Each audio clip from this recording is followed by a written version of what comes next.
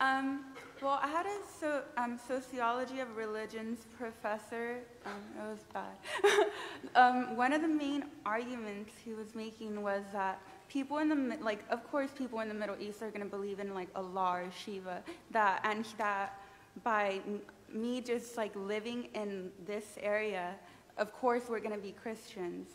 I don't know how do you answer that? Oh, okay. Yeah, you were brought up in a Christian environment, and therefore you were Christian. Is that the idea? And if you were brought up in Saudi Arabia, you would be a Muslim. Yeah. And Richard Dawkins says the same thing.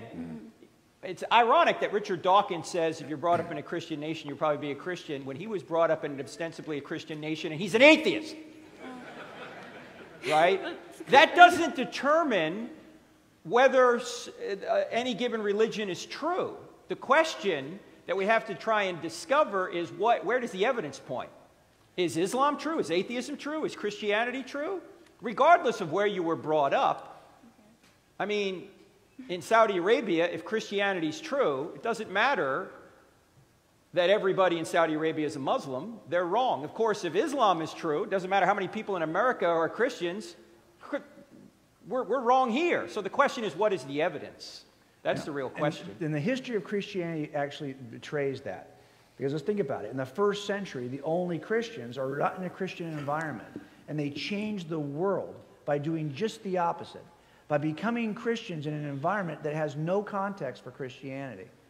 And if that was true, why am I a Christian? I honestly had no exposure positive to Christianity at all. So I think that the history of Christianity is the power of the Holy Spirit to convert people in the most hostile of environments in spite of their cultural upbringing. And if that wasn't the case, there wouldn't be a Christian here tonight to ask that question. Make sense? Okay.